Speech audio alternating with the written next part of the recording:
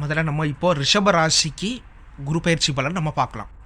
இப்போ இந்த ரிஷப ராசியில் என்ன நட்சத்திரங்கள் விழும் அப்படின்னு பார்த்தோன்னா, கிருத்திகை 2ஆம் பாதம், 3ஆம் பாதம், 4ஆம் பாதம், ரோஹிணி 1, 2, 3, 4 பாதம், மிருகசிரீஷம் 1ஆம் பாதம், 2ஆம் பாதம். இது ரிஷப ராசியில் விழும்.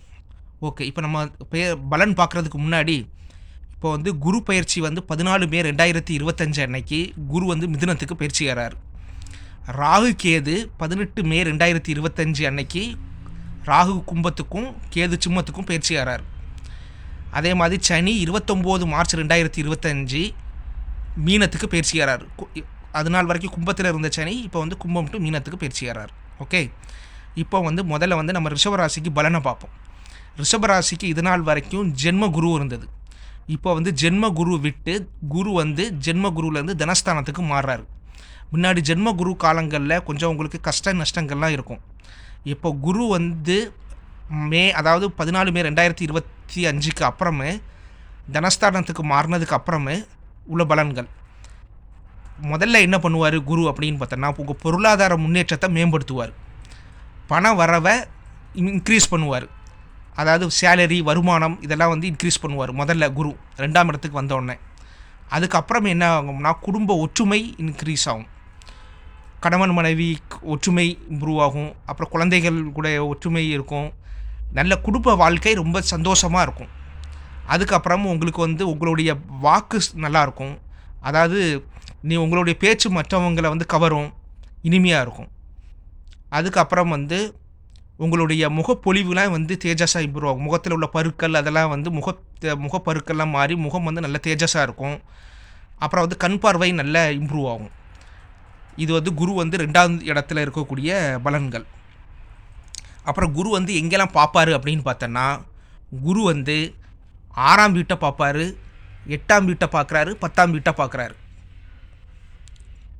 இப்போ குரு 6ஆம் வீட்டை பார்க்கும்போது என்ன ஆகும் அப்படின்னு பார்த்தோன்னா, உங்களுடைய ஆரோக்கியம் அதிகரிக்கும். கடன் பிரச்சனைகள்லாம் முடிவுக்கு வரும். எதிரிகள்லாம் நண்பர்கள் ஆவார். அப்புறம் உங்கள் வழக்குகள் இருந்ததுன்னா அது உங்களுக்கு சாதகமாக வெற்றி அடையும். அப்புறம் உங்களுக்கு உத்தியோகம், வேலை சுமை கொஞ்சம் கொஞ்சமாக படிப்படியாக குறைஞ்சிரும். இதெல்லாம் குருவுடைய பார்வை பலன்கள் உங்களை மேம்படுத்தும். அப்புறம் திடீர் அதிர்ஷ்டம் வரும். குரு 8ஆம் இடத்தை பார்க்குறதுனால, ரிஷபராசி குரு 8ஆம் இடத்தை பார்க்குறதுனால திடீர் அதிர்ஷ்டங்கள் பெருகும். அப்புறம் குரு 10ஆம் இடத்துல பார்க்குறாரு. 10ஆம் இடத்துல ஆல்ரெடி அங்கே ராகு இருக்குது. குருவும் 10ஆம் இடத்தை பார்க்குறதுனால உங்களுக்கு தொழில் ஸ்தானம் இம்ப்ரூவ் ஆகும். இது ப்ரொமோஷன், அதாவது பதவி உயர்வு கண்டிப்பாக வரும். இப்போ உங்களுக்கு நீங்கள் ஒரு வேலையில் இருக்கிறீங்க, உங்களுக்கு இந்த வேலை பிடிக்கல அப்படின்னா நீங்கள் இன்னொரு வேலைக்கு போகும்போது நல்ல அதிக சம்பளம் உள்ள வேலைக்கு உங்களுக்கு கண்டிப்பாக வரும். ஏன்னா ராகு 10ல் உட்காந்துருந்து குரு ராகுவை பார்க்குறாரு. 10ஆம் இடத்தை குரு பார்க்குறாரு. இன்னொன்று தனஸ்தானத்துக்கே குரு வருகிறதுனால உங்களுடைய மந்த்லி இன்கம் கண்டிப்பாக இந்த வருஷம் இன்க்ரீஸ் ஆகும்.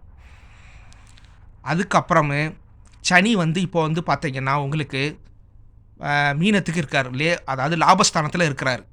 இப்போ சனி லாபஸ்தானத்தில், குரு 2ஆம் இடத்துல, ராகு 10ஆம் இடத்துல, கேது 4ஆம் இடத்துல இருக்கும்போது உங்களுக்கு என்ன பலன்னா, பொருளாதாரம் ரொம்ப ரொம்ப இன்க்ரீஸ் ஆகிட்டே இருக்கும். அப்புறம் உங்களுடைய எடுத்த காரிய வெற்றி, சனி 11ல் இருக்கும்போது எடுத்த காரியங்கள் எல்லாமே வெற்றி அடையும்.